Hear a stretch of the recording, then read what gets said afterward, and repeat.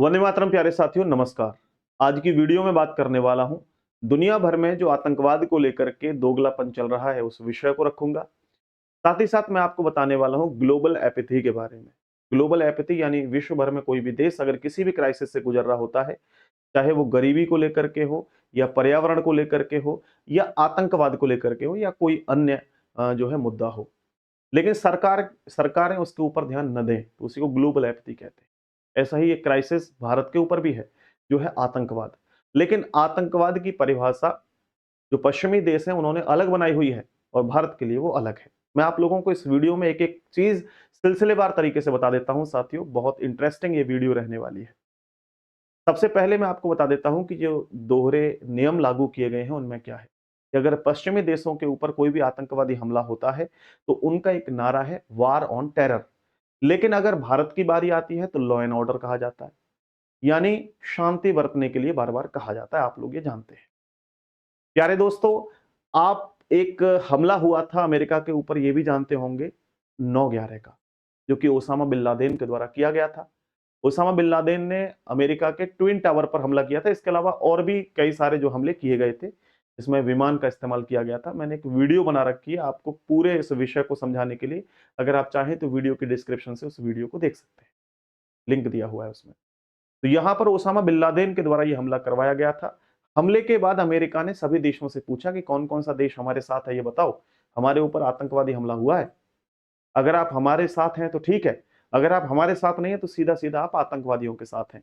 तो लगभग सभी देश अमेरिका के साथ थे, क्योंकि कोई भी देश नहीं चाहता कि आतंकवाद आगे बढ़े। लेकिन वहीं दूसरी ओर भारत के ऊपर भी हमला हुआ 26/11 में, आप लोग जानते हैं। यहां भी हमला बहुत ज्यादा जो है निंदनीय था। आतंकवादियों के द्वारा, पाकिस्तान के द्वारा यह हमला करवाया गया। लेकिन इस पर क्या हुआ, यूएन ने केवल शांति बरतने के लिए कहा। कहा कि भाई शांति से बातचीत करो और हमला करने से, युद्ध करने से कुछ भी हासिल नहीं होगा। ये हमने मान लिया। लेकिन लगातार ये चीजें बढ़ती रहीं। मैं एक बार की बात नहीं कर रहा हूं, बार बार ये चीजें बढ़ती जा रही हैं। आप देखें, पुलवामा हमला हुआ, या फिर इसके अलावा बहुत सारे हमले, गिनवाने में मतलब पूरा दिन निकल जाएगा, इतने आतंकवादी हमले जो है पाकिस्तान के द्वारा करवाए जा रहे हैं। विषय यह है कि इस आतंकवाद को कैसे खत्म किया जा सकता है और क्यों पाकिस्तान इसे खत्म नहीं कर रहा है। पहला कारण तो ये देखो, मैं समझाता हूं आपको कि पाकिस्तान इसे खत्म क्यों नहीं कर रहा है। क्योंकि इसके ऊपर जो है वो बड़े बड़े जो सुपर पावर देश हैं उनके हाथ हैं। जैसे अमेरिका हुआ, जैसे चीन हुआ, इनके हाथ कैसे हैं जरा देखना। सबसे पहले देखिए, अमेरिका ने पाकिस्तान के अंदर किराए पर जमीन ली हुई है, उसने बेस बनाए हुए हैं। बेस बनाने का कारण क्या है कि पाकिस्तान की जमीन पर बेस बनाने से वो आसपास के देशों के ऊपर ध्यान रख सकता है कि कौन क्या कर रहा है। जैसे अफगानिस्तान के ऊपर खूब ध्यान रखा था। इसके अलावा भारत के ऊपर ध्यान रख सकता है, वो चीन के ऊपर ध्यान रख सकता है, रूस के ऊपर ध्यान रख सकता है। क्योंकि अमेरिका बहुत दूर है, वहां से डायरेक्ट तो उस पर कंट्रोल कर पाना आसान नहीं है, लेकिन यहाँ बेस बना करके वो आराम से कर सकता है। तो कहीं ना कहीं ये पाकिस्तान की बात मानता भी है। दूसरी ओर मैं आपको आगे भी बताऊंगा कि ये धमकी भी देता है पाकिस्तान। लेकिन दूसरा एक कारण क्या है भाई, सिंपल स्वार्थ के लिए सौदा होता है, यानी कि पश्चिमी देश अपने फायदे के लिए शैतान का साथ दे रहे हैं। ठीक है, इन्हें डॉलर मिलते हैं, उन डॉलरों का जो है वो आतंकवाद के लिए ही इस्तेमाल किया जाता है। ये कोई स्कूल कॉलेज तो बनाते नहीं है, आतंकवादियों को बनाते हैं। फिर इसके बाद में बात करता हूं मैं यूएन को लेकर के, यूनाइटेड नेशन। दोस्तों, जब दुनिया भर में कोई भी ऐसा हमला या कोई परेशानी होती है तो केस जो है जाता है यूएन के पास। अब यूएन को क्या करना चाहिए भाई, नॉर्मल तरीके से उसको समझना चाहिए और जो भी सच्चाई हो उसी आधार पर जो है जजमेंट करना चाहिए। लेकिन क्या भारत के साथ जजमेंट होता है? नहीं। आरडब्ल्यूए की मीटिंग की तरह जो है सिस्टम को बनाया जाता है। जैसे आपके आसपास कॉलोनी में कोई परेशानी आ गई, मान लो कि पानी की परेशानी आ गई, और आप महीने में 10 मीटिंग आपने अरेंज करा ली, लेकिन मीटिंगों का निष्कर्ष क्या निकला कि वो नल ठीक नहीं हुआ। कुछ इस तरह की जो है वो इनकी जो मीटिंग है वो चल रही है। इसके अलावा सिर्फ कड़ी निंदा की जाती है, प्रेस रिलीज की जाती है कि भाई आतंकवादी हमला हुआ है, काफी निंदनीय है। इसके अलावा कुछ नहीं। क्या ऐसे पेपर रिलीज करने से या केवल ये कह देने से कुछ होगा? नहीं हो सकता। देखो, रेड फोर्ट पर हमला हुआ, आप लोग जानते हैं कि एक पूरी की पूरी जो कार थी वो एक ब्लास्ट हुई, बाद में पता लगा कि पाकिस्तान का हाथ है। कुछ हुआ? कुछ नहीं हुआ। पुलवामा हमला हुआ था, उसमें कुछ हुआ? नहीं। यूएन कभी स्वतंत्र रूप से जांच नहीं कर रहा है भारत की। इसके अलावा प्यारे साथियों, आगे बढ़े तो हम यहां देख सकते हैं कि जो आतंकवादी हैं उनको भी वीआईपी ट्रीटमेंट मिल रहा है। चाहे मसूद अजहर हो, चाहे वो अ, अ, और भी आतंकवादी हों, ठीक है? सारे के सारे आतंकवादियों को वीआईपी ट्रीटमेंट दिया जा रहा है। हाफिज सईद हो, सभी आतंकवादियों को, और इंटरनेशनल लेवल पे हर किसी को पता है कि आतंकवादी हैं, फिर भी कोई कहने वाला नहीं है। क्या इनको कुछ जो है सजा नहीं दी जा सकती? क्या इनके खिलाफ कोई कार्रवाई नहीं की जा सकती? बिल्कुल की जा सकती है, लेकिन सभी बातों को जो है नजरअंदाज किया जा रहा है, क्योंकि उन देशों के खिलाफ कुछ नहीं कर रहे ये आतंकवादी, ठीक है? और जब करते हैं तो इनकी आंखें खुलेंगी, जैसे अभी खुल रही हैं, मैं आपको आगे चल के बताऊंगा। एक्चुअली पाकिस्तान ने अपने आप को क्या समझा हुआ है? देखिए, मैं आपको बताता हूँ कि युद्ध दो तरीके से किए जा सकते हैं, मतलब किसी भी सामने वाले को दो तरीके से डिस्टर्ब किया जा सकता है। मैं आपको नॉर्मल तरीके से समझाता हूँ कि आप एक परिवार में रहते हैं, दूसरे को अगर परेशान करना हो, एक तो यह है कि आप सीधे तौर पे आमने सामने की लड़ाई लड़ो। अब आमने सामने की लड़ाई तभी लड़ी जा सकती है कि जब आप पावरफुल हो। भाई, अगर आप कमजोर हैं तो सामने वाला तो पीट पीट के आपका हलवा बना देगा। दूसरा क्या है? दूसरा यह है कि आप एक ऐसे तरीके से उनको मारो कि वो आगे ना बढ़ पाए, यानी कि पीठ पे वार करो। पीठ पे वार करना आसान होता है, तो यही प्रयोग जो है वो पाकिस्तान करता है। मैं आपको और समझाता हूं। पाकिस्तान की हालत ऐसी है कि मान के चलिए कि एक आदमी है जिसके एक हाथ में पेट्रोल से भरी हुई कांच की बोतल है और दूसरे हाथ में माचिस है, और वो खड़ा हुआ है एक अपने घर के सामने, और सामने वाले को डरा रहा है कि अगर तू मुझे पैसे नहीं देगा तो मैं इसमें आग लगा दूंगा।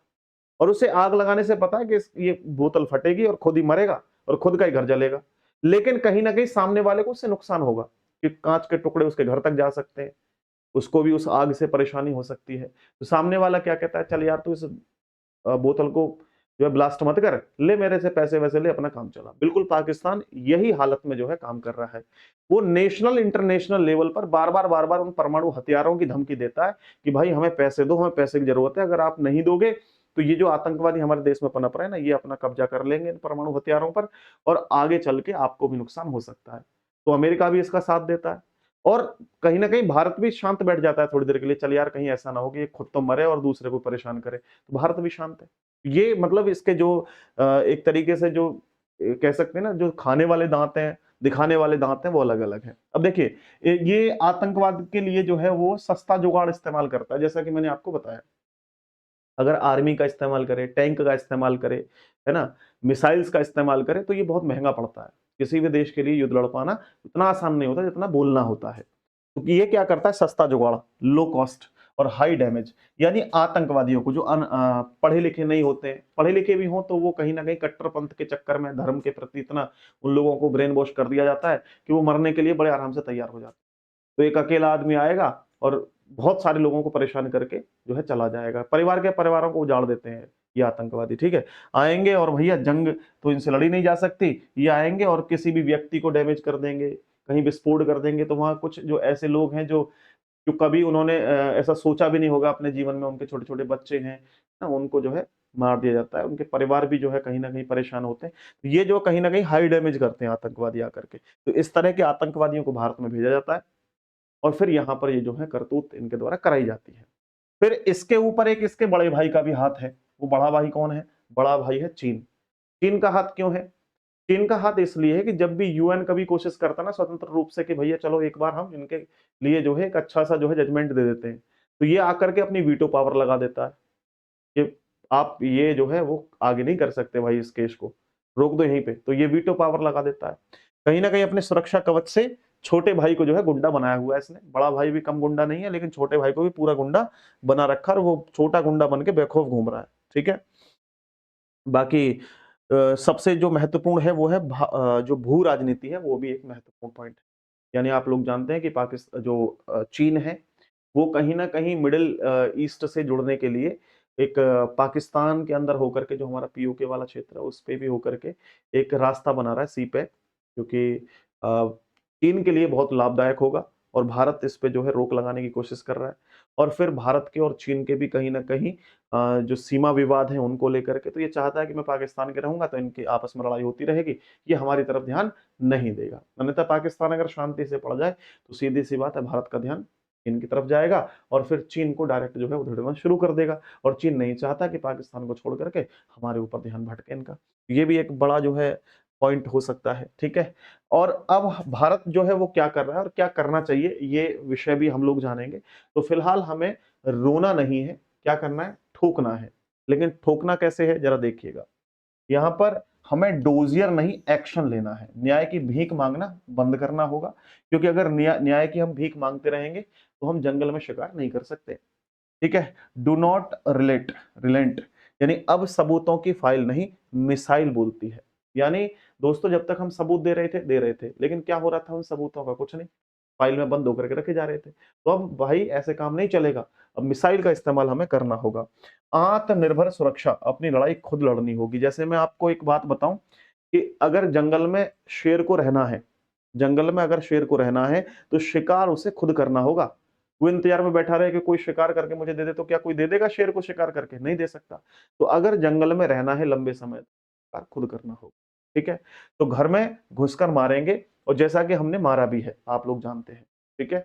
चाहे वो कोई भी हमला हुआ हो, उसका अब हम लोग जो है वो लगातार रिप्लाई कर रहे हैं, लगातार रिप्लाई कर रहे हैं, ठीक है। सर्जिकल स्ट्राइक हो, उरी स्ट्राइक हो, या फिर आप लोग जानते हैं कि अभी जो है एक ऑपरेशन सिंदूर भी चलाया गया था। तो लगातार हम जो प्रयास कर रहे हैं, और अब पाकिस्तान का जो कहीं ना कहीं आतंकवादी सिस्टम है वो हिला हुआ है, पूरे तरीके से खत्म तो नहीं हुआ है, और अभी होगा भी नहीं कुछ समय तक। इस पर जो है कड़ी कार्रवाई की जाएगी दोस्त। इसके बाद में विश्व की जो नींद है वो भी टूट चुकी है, क्योंकि आप जानते हैं कि जो कि यूरोप है अब खुद लॉन वुल्फ और माइग्रेट संकट से जो है परेशान है। यानी लॉन वुल्फ मतलब मेरे भाई कट्टरपंथ जो है आकर के, कई बार ऐसा भी देखने को मिला है कि कोई आतंकवादी संगठन से जुड़ा हुआ नहीं है व्यक्ति, लेकिन आकर के वो भी कट्टरपंथ को लेकर के परेशान कर देता है, बंदूक चलाना शुरू कर देगा, लोगों को मार देगा, किसी आतंकवाद से जुड़ा हुआ नहीं है, ठीक। इसके अलावा माइग्रेट संकट, लोग इन देशों को छोड़ छोड़ करके, चाहे अफगानिस्तान हो, पाकिस्तान हो, इनको छोड़ करके यूरोप की तरफ भाग रहे हैं, और असंख्य संख्याओं में लोग भाग रहे हैं। तो इनको पता लग रहा है कि आतंकवाद बढ़ रहा है, इस पर भी नकेल कसनी चाहिए। तो इनका दर्द का एहसास है। अब जब दुनिया को दर्द का एहसास होगा तब इसकी कीमत समझ में आएगी। जब भारत पर होगा तो इन्हें कुछ नहीं समझ में आएगा, तब तक ये शांति की बात करते रहेंगे। तो ये सिस्टम चल रहा है मेरे भाई। इसके अलावा मैंने कठोर सत्य यही है कि किसी और के भरोसे शिकार नहीं होता है, शिकार करना है तो भैया खुद करना, ठीक है। और रणनीतिक जो स्वायत्तता है, भारत की सुरक्षा भारत के हाथ है, खुद अपनी सुरक्षा करनी चाहिए। अंतिम संदेश यही है कि शेर को अपनी ताकत खुद दिखानी होगी, ठीक है मेरे भाई। बाकी एक आप अपना वैल्यूएबल कमेंट जरूर करना कि आप क्या सोचते हैं इस विषय पर, और क्या स्टैंड जो है वो भारत को लेना चाहिए।